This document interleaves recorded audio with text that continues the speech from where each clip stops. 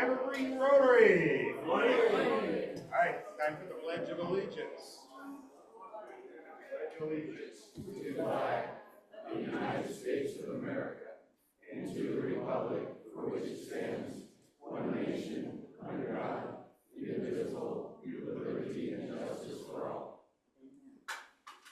Okay, and then the four-way test. Of the things we think, say, and do, is it the truth? Is it fair to all concerned? Will it build goodwill and better friendships? Will it be beneficial to all concerned? Okay, fantastic. So I would like to do a welcome to our guests. Adrian.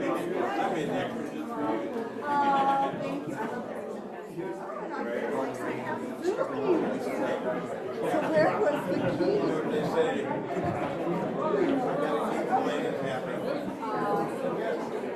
Good morning. I know some of you are kind of latecomers. We're excited to hear Carol Rose, our speaker, connected to Mr. Bob Rose. So thank you. And we have Lori Staton. Welcome. Jessica Barr and Linda. Thank you. And Julie Bell, guest of Ann Moore. So thank you very much. Okay, thank you, Adrian. Okay, I hear we have Kurt Harris in the room. Kurt, come on up. We haven't seen you in a long time. Kurt, I want to tell you how proud we are of you. You are a wonderful and honorable man, and you are now a major donor to Rotary International, and here's your award.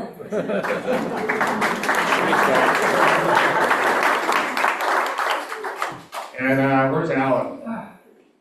Alan, come on up here one more time. You've been running around. So I'm on my way. You can't fit through all those people, can you? No, but it's a good thing we're all close friends. Hey, Alan, who's that blue guy back there smoking? That looks like you in college. Probably. Depends on what I'm smoking. All right, one of you is going to have to move. All right.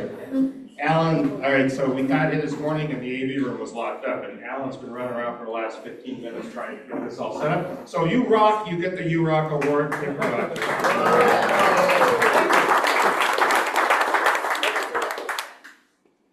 And we got a couple of things coming up. Next week, we are going to be painting rocks.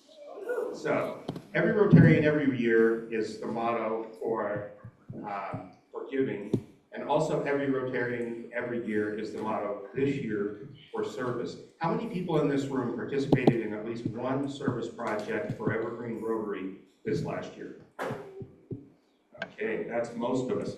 All right, if you didn't, this year you have an opportunity to do a service project right here on a Friday morning. You can paint a rock. And we're going to paint really cool messages on there. They're going to go out in front of the BDI in kind, and they're going to be spread around the ground, and it's going to be take a rock, leave a rock, and we'll see how far they travel all over. We'll probably have to do this once a year to replace all those rocks.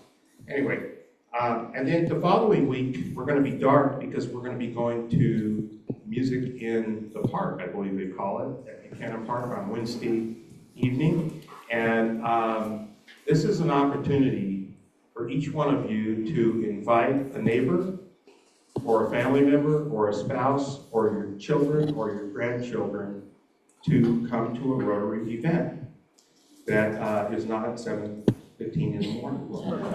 So anyway, I would encourage everyone to try to bring at least one person to that event, okay? And then we'll have a big group of us all having fun. Alan. Yes, dear. I thought you had it done. Yeah, well, you broke it. All right. What, do you want your slide? Is that what you want? Yeah, Jeez. we already did that one. Okay, there we go. All right, where's our sergeant at arms? Right here. Mister, it is. Come on up here. Who's that pretty lady in the picture?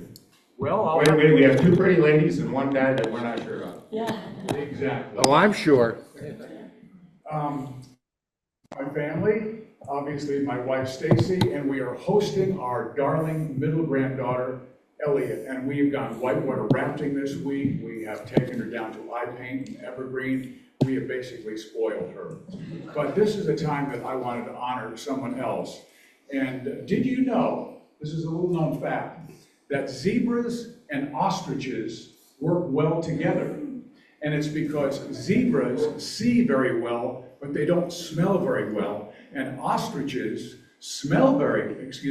don't see very well, but smell very well. So they have learned to work together to recognize predators so they can be as a team to also have success and save the entire colony. So you'll see ostriches and zebras together all the time. And Roger's got to look like, I didn't know that. All right, the reason I say that is because I think we all have to recognize what our strengths are and our weaknesses. And Kimbra Perkins, who's here, she recognized a weakness in me last year. And she said, Steve, you have no skills at fixing things, repairing things, but you can pick up plastics really well. So she volunteered Bill Manning and I, to pick up plastics and donate it to mytrex.com. So every single week, someone will send me pictures of the plastics they've saved, and then Bill and I will transfer those to MyTrex, and we will take the plastics to King Soopers and drop it off. And if you get over 1,000 pounds, they give you this peace bench. And I'm going, okay, I know how to pick up plastics. I know how to put them in the back of the car. I know how to take them to King Soopers, take them out of the car, and put them where they need to go. But I don't know what to do after that. What do you do with the bench? What do you do when you want to help out, but you don't have those skills? Well, much like an ostrich, I can't see well, and I can't smell well as well. But what I can do is I can listen. And during that time, I didn't know what to do with this Trex bench because we had gained enough, and they said, where do you want us to send it? Well, at that very time, a young lady, a young Rotarian, called me and said, Steve, how about we do this? What if we took that Trex bench and we dedicated it to a fallen Rotarian, to Annette Bradley? And Annette, as you know, is one of the most wonderful people in the world, has a heart of gold. We lost her early this year. And Bob's lovely wife we wanted to recognize her. And it was Rita Carver who called me, and I go, Rita, I don't know what the protocol is. And I said, where do I send the bench? And Rita, as you know, is a get it done person, and so is her husband. And they said, send it to us. And this couple is amazing. Rita, as you know, gets involved with everything. She's part of the Rotary Book Club. She organizes that.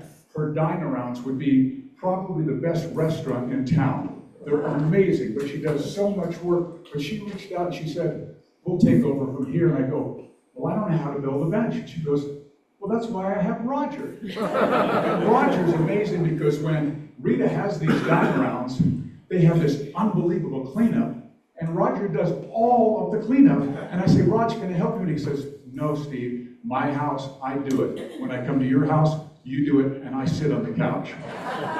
So anyway, I wanted to just honor these two people because they have meant so much to our Rotary community, and they really got me pointed in the right direction to get this bench dedication. So please put it on your calendar next Friday, right after the meeting. It will be officiated by the brilliant Kimbra Perkins, and we're going to be at Marshdale Park right after the meeting for the Trex bench, peace bench dedication to Bob Bradley's lovely wife, Annette. Thank you very much.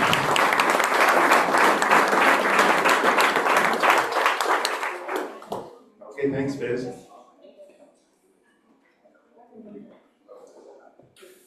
All right. We're going to do a pause for peace. And Kimbra, I just talked to Bob, and he didn't get the email or the text.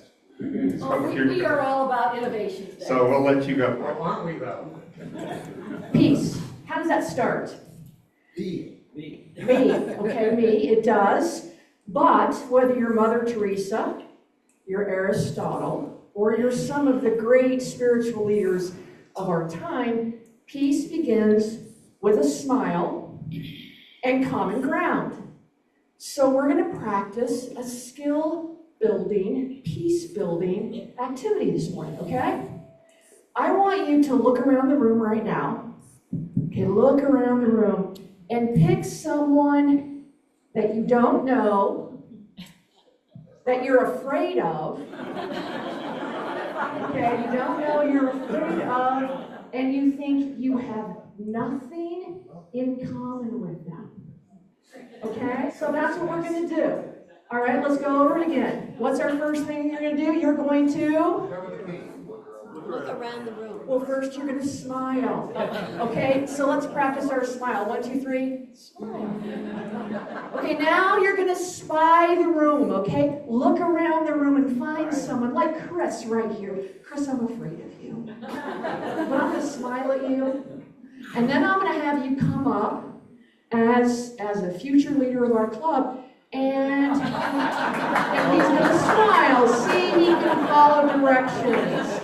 So after you smile, I'm going to give you 2 minutes. We're going to have it timed 2 minutes to find 3 things that you have in common with the other person. Okay, now we're going for the most unusual things. Chris, were you ever in 4-H? No. What did you do as a kid? Skateboard?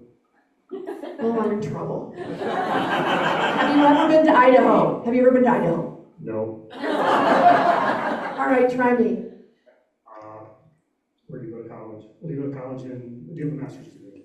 I do. There we go. Okay, 1. You got 1 right there. There's two Okay, lines. 1. Try something else. Do you have 5 kids? No, but I'm one of 5 kids. There you go. What's your favorite food? Pizza. Pizza. I love pizza. Okay, so see, those are the 3 things that you can do, and that I'm not afraid of you anymore. Oh, yeah. Great, I mean, okay, that didn't go that well. Okay, so hopefully that built a little peace building type of skill. So smile, look around the room. And you're going to have to be nimble, but no trip hazards, okay? We don't want you tripping over a chair. On your mark, get set, go. Okay, there we go.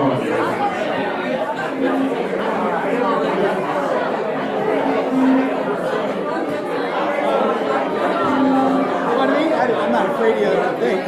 Maybe I'm about to be. I don't know. Okay, let's go.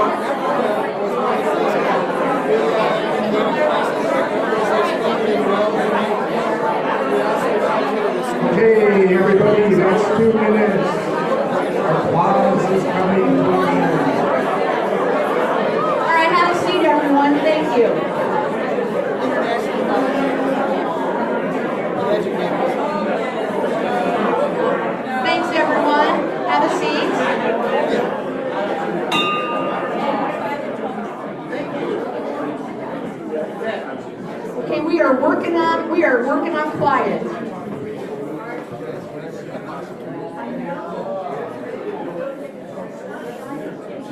Well, hopefully you were reminded that the fact that we are all still on the planet, that we share something in common with every single person that we meet.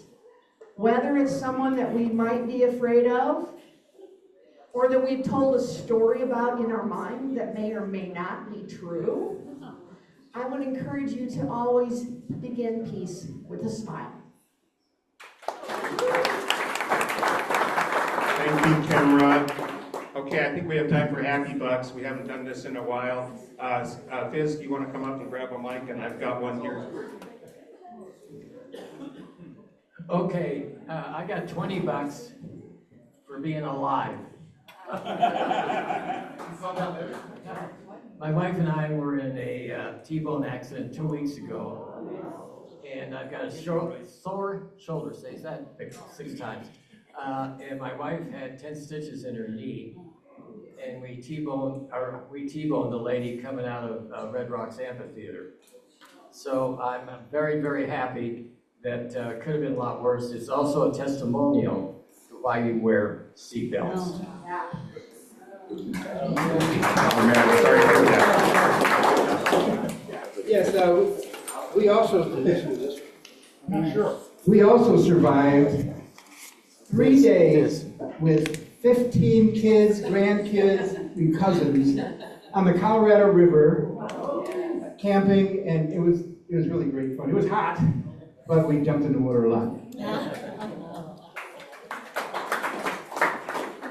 Since survival seems to be the theme, my wife and daughter are hiking through Switzerland, Italy, and France, and I've been by myself for 8 days. I'm still alive. Most of the food she's left me is still there, and I make the bed and put the toilet seat down even when she's not there. So $5 for living like wild.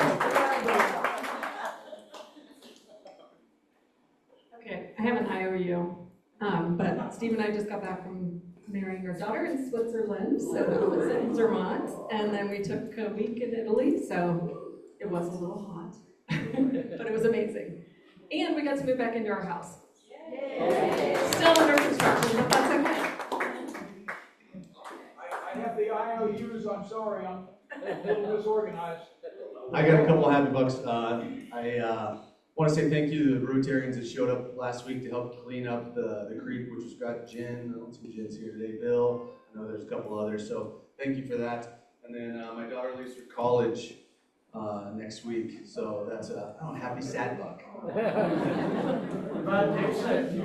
Oh, I just told Bill my son won the junior championship in golf yesterday. It was so much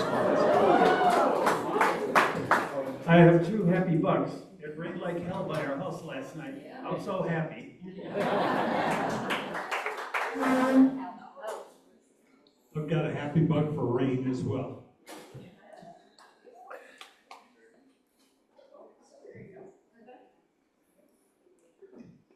Well, since we were doing survival stories, I wasn't going to bring this up, but if you guys saw the news where that truck plowed into the shuttle on the mall, Yes. that was the shuttle we were riding home from our 10-day trip from back east.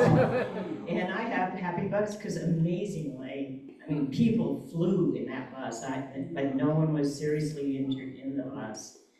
And I've never seen a takedown of a perp where they slam them to the ground and put handcuffs on, so. We drove home from Denver to Evergreen in absolute shock, but we're there. Okay, any more?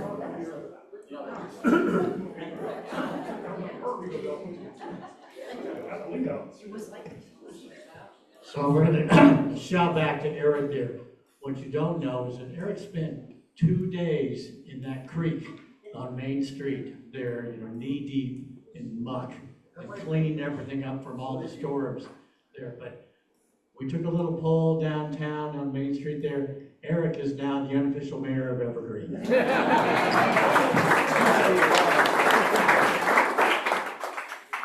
And I've got 5 happy bucks for my granddaughter Elliot. Last year I took her to Buena Vista to go watch whitewater rafting and class 3, and she had so much fun. She said, "Pop, I want to go class 4." So this year we went to the Arkansas River underneath the Royal Gorge. It was fantastic. And little did I know that it also, Canyon City is there, and they have the Canyon City Prison. And I found out this morning that Rita spent 7 years in Canyon City Prison, and that's where she met Roger. So $5 more to Rita and Roger.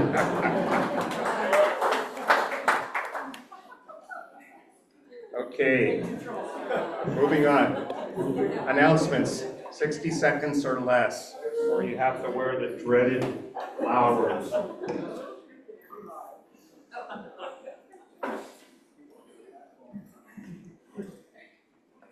Wallace Gold.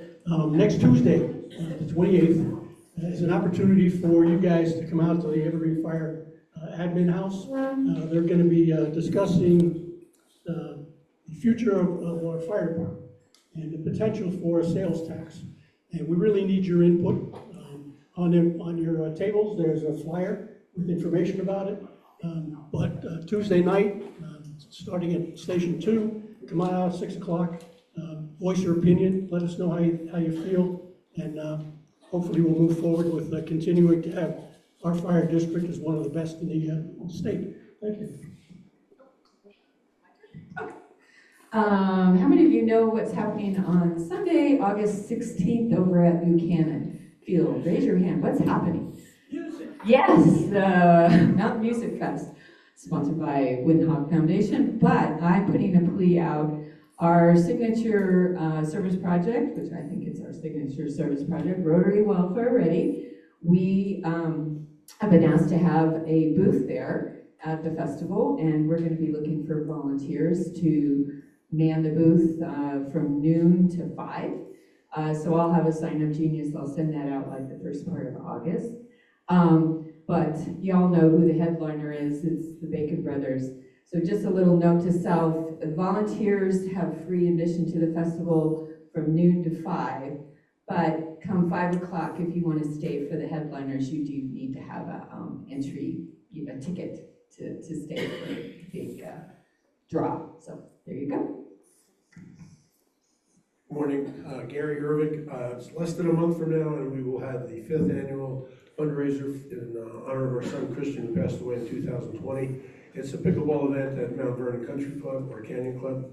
Some information is on your desk if you want to check that out. If you've been a supporter in the past, we'll probably get an email from my wife today, so there'll be a button to press if you want to participate or donate or just attend. So hope to see many of you out there. We had a good turnout last year from Rotary, and hope to see it again this year. Thanks. Good morning. So for the painting next week, the K is having some young Ryla kids. So please make sure you guys get a chance to talk to them and ask them all about the camp and enjoy. Kurt Harris, an update on the Legacy Project fundraising. We've got about 15 people, including 2 former members of our club. One that gave $5,000, which is pretty impressive. We've raised $62,000 in money and commitments. We're applying for a $3,000 district grant. If you do the math, we need 75 grand. We've got 65. We're short 10,000 bucks. So if you're inclined, I'll send out the link again today to be able to do it online, or hand me a check. Or hand Betsy a check. Hand me a check. I'm going to hand it to Betsy. Anyway, I appreciate all your support, guys. So, Mountain Music Fest Part 2, you guys. So you're thinking August 16th, you're thinking you're coming to see Kevin Bacon, right? Yeah, you are. But when you leave, if you come at 1 o'clock in the afternoon, you're going to see Ed Moore's grandson, Grady, is playing. His band is here, and we heard him 2 weeks ago. He is fantastic. So what I'm saying is, I know you're coming to see Kevin Bacon, but when you leave, you're going to be talking about Grady. Steve Pisiak, once again, 3rd time up here, but I wanted to remind you to put September 26th on your calendar. That's when we're having the Mountain Stories event right here at the Center for the Arts. It's going to go from about 9:30 in the morning, 8:30 in the morning until 3 in the afternoon. 4 of Colorado's top authors will be there. We'll also have students from Evergreen High School, Conifer High School, Clear Creek High School, and they will be speaking about some of their stories that they have presented. So those are some things. Oh, Chris, you're taking my time, brother. So please put that on your schedule. I'm also going to be reaching out to fellow Rotarians about sponsorships for that program, and it's so important. And now it's time for me to give the microphone back to Scott. Is anyone going hiking afterwards, or are we still doing a hike today? Yes. We're good? Just those gonna hike, just hang around afterwards. We'll coordinate transportation. We've got 6 or 7 of us, I think. Sweet. Great.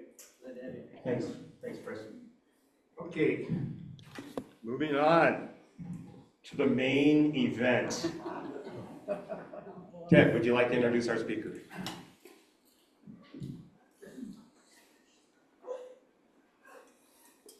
I have the pleasure of introducing Carol Rose, who is known to many of us here. She's actually the spouse of Bob Rose.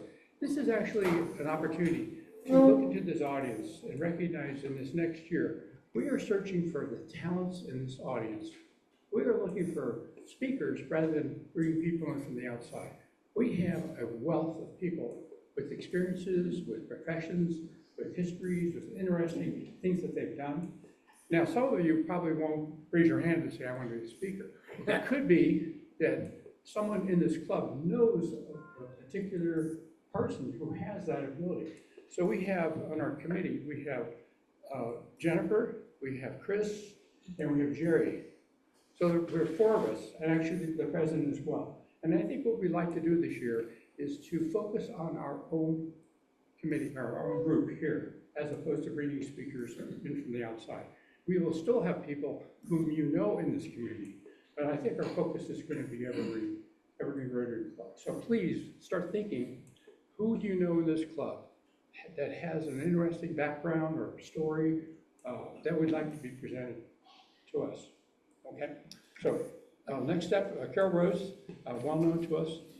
She is a lifelong educator, and she and Bob have had an interesting course of dealing with refugees. So today's topic really is about her experience with refugees.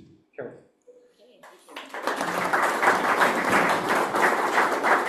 Hello, everybody. I brought Bob with me so that he could, stand by me, because it's a little bit intimidating with all of you people. You do so much service all over the Evergreen and all over the world. So you're a great group of people. But today we want to talk about what we have, friends that we have met that are refugees. So Bob is going to start with some of the people that we met.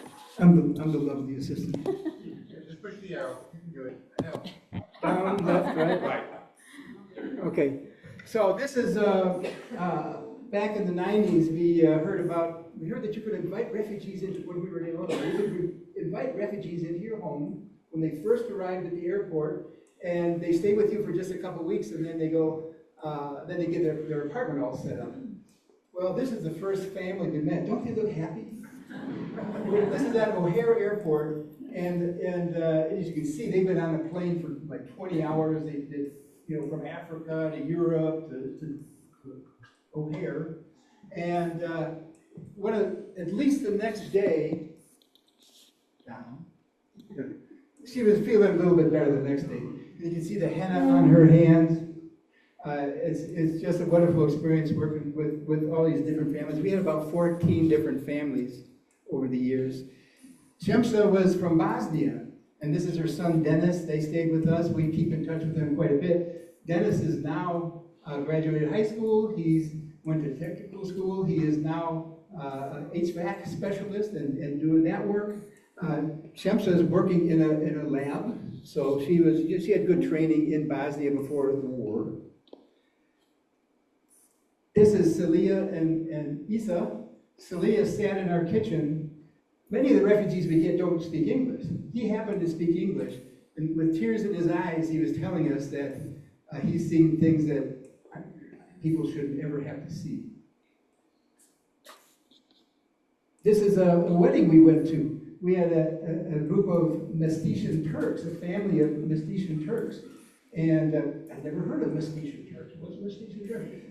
It turned out during the Stalin era, he was afraid of the people in that region going against him, so he shipped basically that whole population to Siberia.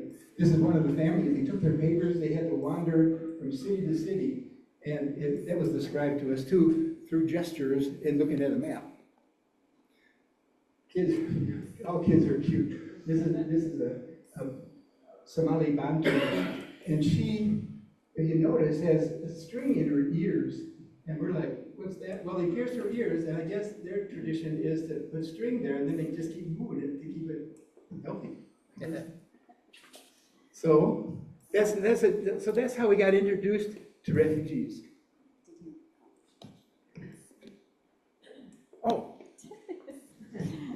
so this is the Evergreen Rotary Club greeting a family of refugees from Iraq coming into the airport. And so it's an example of what Rotary does, our club has done. Here's another family, Afghan refugees. These girls, imagine if they were in Afghanistan right now. They would not be in school. They're so excited to be here. They're so excited to be in school. This is what we took them on a field trip to Rocky Mountain National Park. So we were really excited to know all of these people and keep in touch with them and find out how their lives went. But their lives are certainly very hard. One of the women that we met is Hawa Ware, and this was back in like 1998. And she was a case manager at World Relief. So we were working with World Relief. So she had to drive this huge van to O'Hare Airport. She hardly knew how to drive. We were terrified. So we'd pull over and Bob would drive. So then I would be talking with Hawa on the way to the airport, and she would tell me all the things that she had been through when she fled Liberia in 1990, and the stories that she told me, because she was a 12-year-old girl at that time. And I would go home, and at night I would just think about how hard her life has been and how many horrible memories she's had to keep with her all these years. But we worked together over the years, and we decided that we were going to write her story. She really wanted her story to be told. So this has been a lot of years. But during COVID, it was really nice to be able to talk with her and write the story. And we wrote the story, Hold Your Hearts. It's being published by Ambassador International, and it's a middle grade book, historical fiction. So if you could imagine how before the war in Liberia, you might have seen her under a palm tree with her sketchbook, or you might have seen her with her 5-year-old sister playing on the swings, or with her Solomon, her brother, riding bikes. And she had a really happy life. She lived in Bong mining town. And that was a town that the Germans had built. So it was a really nice, it wasn't a village, it was a town. She had everything that we have. They had a swimming pool, they had tennis courts. It was a walled community, so very nice, a 4-bedroom house. So that's how she was living. And everything was fine. But there were rumors that there was some unrest in Liberia, but they weren't really concerned about it because they felt pretty safe. Until one day, she was at school and she was taking a test, and there was commotion in the hallway, and a little boy came in the room with an AK-47 and said, "Everybody get up and get out." And they knew they could take care of him, but he had this gun and he had his finger on the trigger. So they knew they had to listen and get out of there. And they went out under the rubber trees, and then an older rebel came up to the principal and said, "Didn't I tell you to close this school? And he said, don't you think we all want an education? And then he told everyone, get out, go home, this school is closed. So she went home, they were all terrified, and there was no school. So suddenly she couldn't see her friends, she couldn't go to school, she couldn't go outside. She would look out the window and there's her dog Frisky outside, looking in, wondering why she wasn't out there playing with him. And but she did have a little pet mongoose, and the mongoose is what really entertained her, because her father would say, okay, you can bring the mongoose in the house. And she'd let him out of the cage, and he'd be scampering around her feet and chirping and giving her some entertainment. So that's how they were. They were just in the house, they couldn't go out, they were terrified. And then, let's see, where am I here? The phones were down, so they couldn't talk to any of their relatives. They had relatives all over Liberia, but they didn't know how they were doing. So they were really afraid for all their relatives. And then in April, there was a knock on the door, and it was their Aunt Geraldine with Dee Dee and Junior. And their village had been burned, and they had to walk for miles to get to Hawas for safety. They didn't have anything. So Dee Dee was really sad. She didn't know how her friends were. She didn't know anything, and so they tried to comfort that family. But then pretty soon there were 45 people in her house, because all these villages were being burned down and nobody felt safe. So they all came to her house. And, you know, she had a 4-bedroom house, but 45 people is a lot of people. There were a lot of kids. They were running around. They were trying to entertain themselves in the house. They'd play board games and they'd do some drawings, and they'd play with Gonzo. That was really probably an entertainment that they really enjoyed, that little mongoose.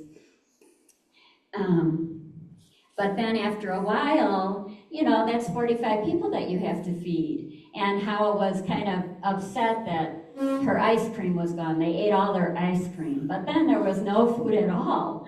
And the grocery trucks weren't coming because it was too dangerous to come up there.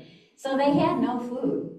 So the men went out to the yards and they would cut down the palm trees, and they'd scrape off the bark and they'd get to the heart of the palm, and then the women would cook that and make a soup, and that's what sustained them for a long time. So then it was scary, they were hungry, they were fearful, and then all of a sudden they heard a knock on the door or a banging on the door, and the rebels were at their house. So here's an excerpt from the book.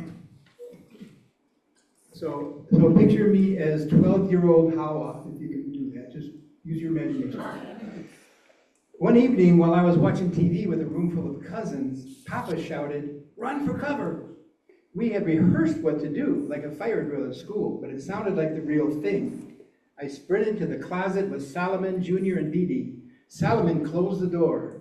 In the dark, I squeezed between brooms, sponge mops, and a vacuum. My body shook. Dee Dee whimpered, and Solomon whispered, "Quiet. Will this be the end of our lives? Will this be it?" There was a loud banging on the front door, and boots stomped into the living room. My heart beat even faster. In a calm voice, Papa said, "Please sit." To Mama, he said, "Get some water, and what do we have to eat?" What would Mama do? All she had was palm cabbage. Couches and chairs creaked and scraped the floor, and it sounded like whoever was out there was set to stay. There was muffled talking. The closet was stuffy, and cleaning supplies mixed with Dee Dee's perfume and the boy's body odor, and all hung in the air. I felt nauseous. And this was no time to throw up. I prayed as I inhaled. I prayed as I exhaled. Father God, protect us. An hour passed. Then one man banged his rifle against the floor and yelled, "Why are you not in this fight with us?" I clenched my fists, waiting for Papa to blurt out, "Because we don't believe in your cause." Then what? Would he be shot right in front of Mama? Please, Father God, no. But then It went back to murmurs for an hour more. The tiny closet made me sweat and gasp for air. My heart pounded. I wiggled my toes to get the blood circulating into my numb legs, but I didn't dare move any more than that. My brother and cousins were breathing harder, and their bodies were up against mine. All at once, footsteps sounded right outside the closet. My heart thumped, fear gripping me. Would they take me as a child soldier? Would they give me a gun and expect me to kill people? I will not. I cannot do that. Please bring me out of this nightmare. Then suddenly someone said, "Hey, what are they doing with bushmeat in a cage?" They were talking about my mongoose, Gonzo. Solomon covered my mouth. "He's a scrawny little thing, but it would taste good in pepper soup," one voice said. I could hear the rattle of the cage door and Gonzo's excited chirp. He would go to anyone, and they could easily take him away and have him as their lunch. I prayed he would bite them, but I knew he never would. My heart hammered away, and I held my hand over my mouth to try to keep from crying out. Then Mama said, "He's been sick." And the man scowled. "All right then, don't touch him." I closed my eyes. Thank you, Mama. Thank you, Jesus. We heard the front door open and another set of boots stomp in. A man's voice. It sounded like Uncle Benny. "Hello." Then in a more serious tone, "These are my people." What did he mean? Whose side was he on?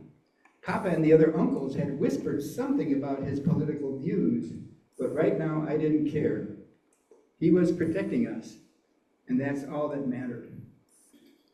"We'll be back," a gruff voice said as the rebels left.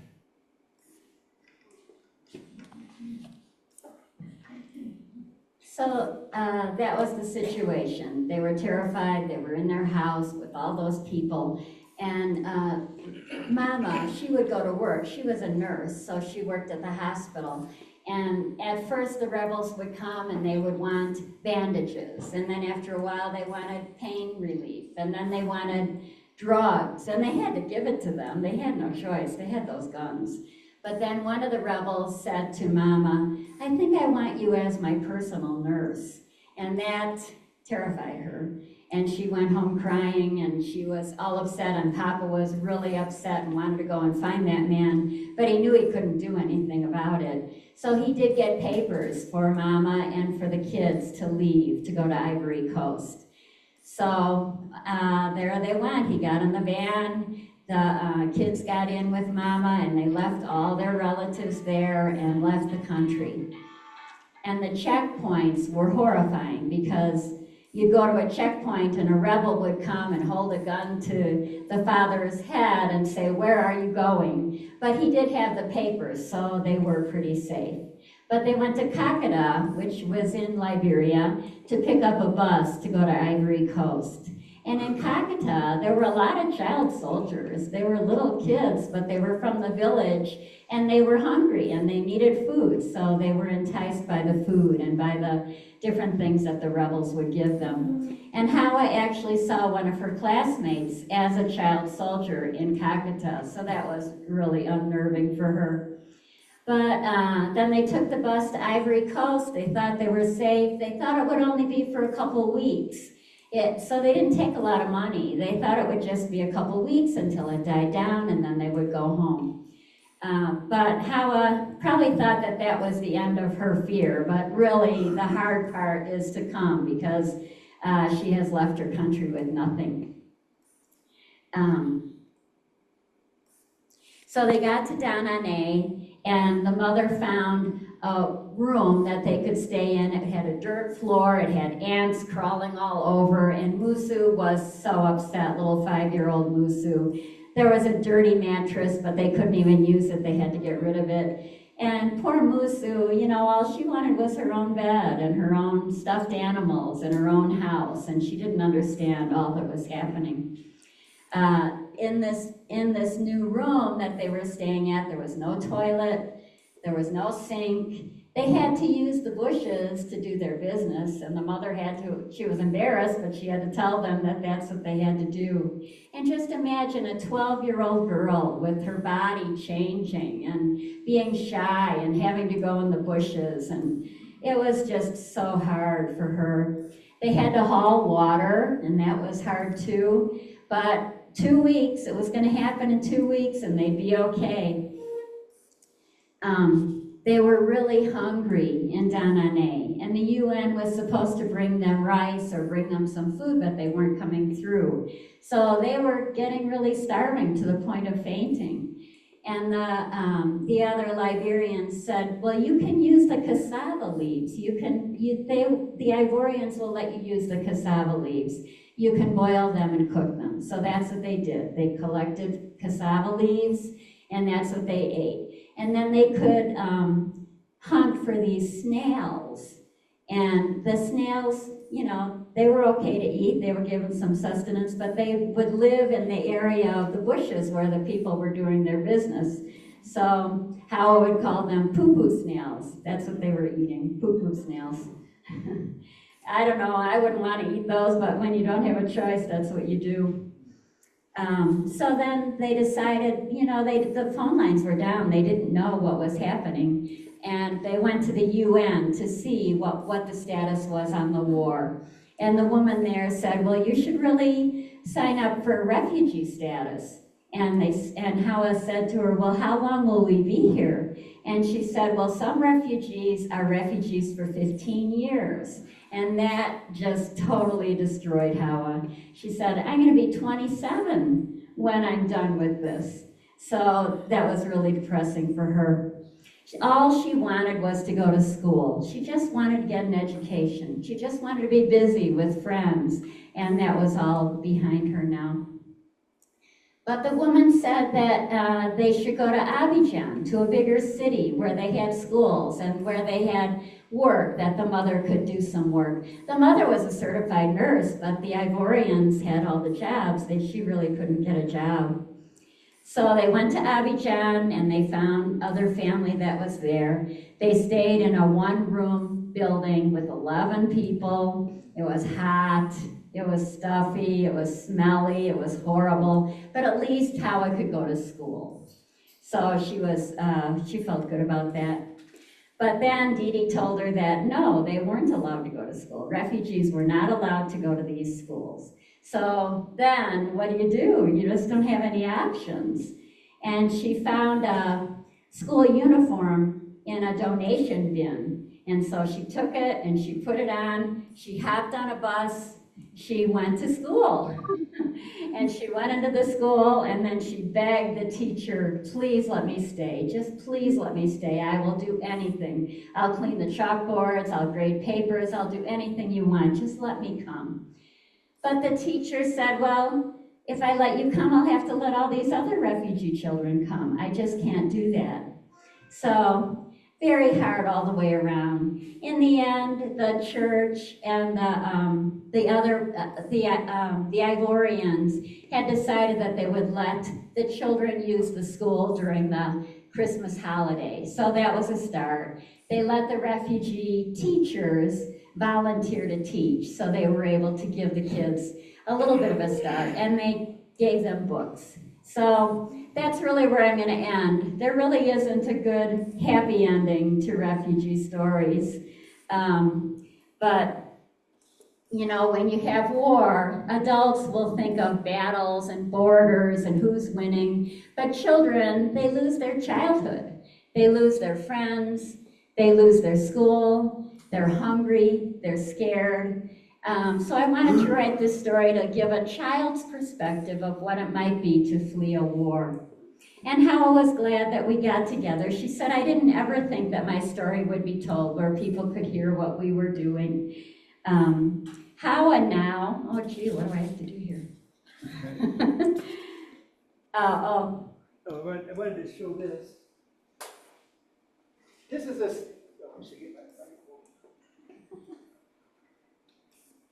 this is a self-portrait that Howa did of herself. She did it after she was here, but she did it of herself when she was 12. This is supposed to be her as when she was 12. And if you look closer, which this picture has, the words on her face are talking about just what any adolescent would. Those words are talking about not only her hunger, but her pimples and her appearance. I guess her mother had told her, well, one thing to get rid of pimples is to rub ash on your face. I'm not sure it worked, but that was just one of the things that she was told. So this will be on your book, right? Yes. That will be the cover of the book, and then Hawa is contracted to do 20 sketches inside the book. So she's very nervous about that, so we'll see how that all goes, but it's exciting for her too. Hawa now,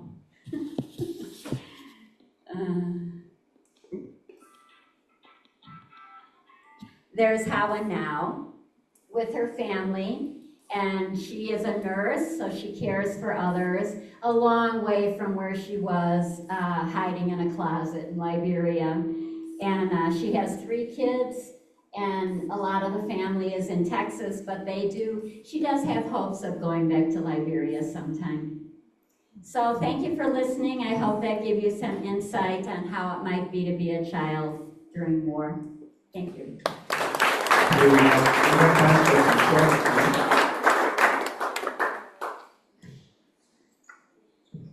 You know, when you think of war and refugees, you think of fear and anger. But we started this program with Kimber talking about smile and connection. In your experience, did you feel a connection where when you were with people, I'm no different than you and you're no different than me, and there was beauty in that connection? Oh, absolutely. You know, when we had the people in our house, a lot of them couldn't speak English. We would just sit and make drawings and smile and try to get to know each other, and it was very heartwarming. Do you want to say something? Yes, agreed. Thought Bob could answer the question. Any other questions? All right, well, thank you very much, Carol, for coming. Oh, Barb had Oh, Barb's coming. You folks are so involved with families. Do we have any refugees' families now that you are with, whether it be from the church or Rotary? We have the 2 families from Iraq.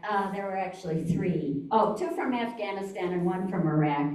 So the Afghan families are up in Thornton. I think you had met them. And then Amir and his family, who are in Lakewood, and we are connected with them. He has very serious disability, and to imagine how she fled during the war with a disabled baby and another son. I just don't know how she did that. But we see them a lot because they are still in need of a lot of help. And since IRC, International Rescue Committee, they really don't have any incoming refugees, so they're able to give a little more time and a little more support to the people who have been here longer. So they have been wonderful about taking care of the people that really need them.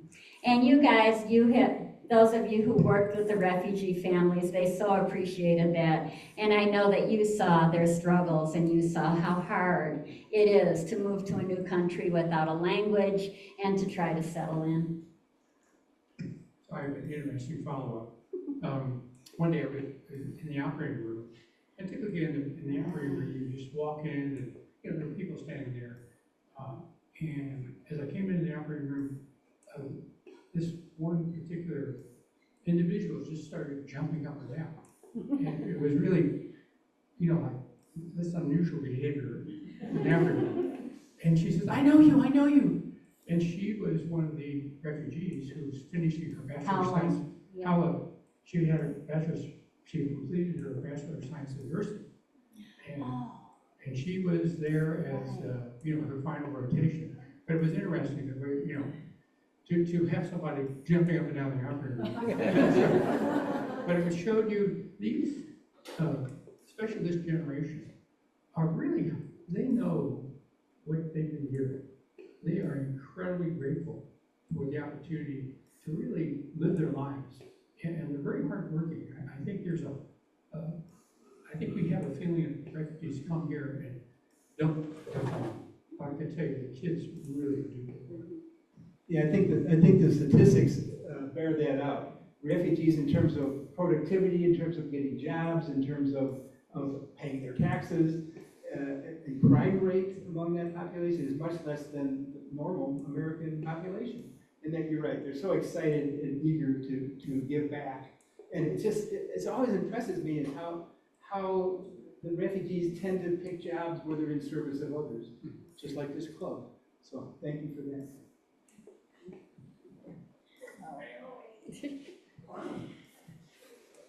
What kind of legal protection do the refugees have from ICE?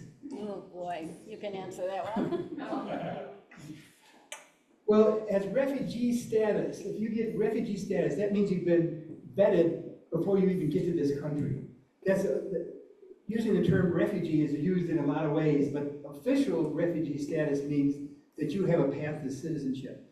So they're more protected than, say, an asylum seeker who comes into the country without being vetted and then asks for permission to stay because they're in danger from their own country. They're very risky. As a matter of fact, that family, this family came in that large influx of Afghans that came after we left Afghanistan, and the father here worked for the Afghan military, but he did not work for the U.S. military. If he had worked for the U.S. military, his status would be real secure. I'm afraid for this family, for the reasons you asked, because the policy now is to move people out of the country for a lot of different reasons. So it is scary. So they're in fear. So because of so the way that policy is now in the U.S., is that why Rotary can't bring another family into America? One of the first things that happened in this administration is to stop refugees. That was one of the very first things. That's pre-ICE. And he did that in his first administration too. So that is something that the president can have total control over, and he did that. And the other visitors, you're saying? This is refugee status. Right, that's what I was. Yeah. Another family. Oh, right. No, there are no families coming in. IRC, International Rescue Committee, they have let go so many people, but they're trying to just stay open until things change. So they are able to help the people who are already here, but nobody new is coming in. I have a last question because of what Ted and Connie have done in Guatemala and the Wallaces have done with the refugee program, but we keep talking about education. What is the fear of leadership about educating particularly girls? Why is that when you think about it, if we educate, we're going to be a more thriving community and country? Are you talking about in Afghanistan? Yeah, just whether it's Afghanistan or Guatemala, the suppression of educating young people, just like the wife talked about the little girl who just wanted to be educated, and the bad guys came in and said, no, shut down the school. Why did they do that? Yeah. I can't get into their heads, but I mean, in terms of Taliban in Afghanistan, women can no longer go to school. I think they can go up to 6th grade or something, but they can no longer go to school. So Carol's actually teaching Afghan women online who are in Afghanistan English because they can get online. They don't get caught. Okay, I think I have to wrap that up. Boy, I learned so much about you guys today, and what an amazing couple you are, and the size of your heart, and what we're doing. And I want to thank you on behalf of the club for giving this talk. And we're trying to eradicate polio, so we're gonna give 60 doses of polio vaccine in your name. And you know, just thank you very much.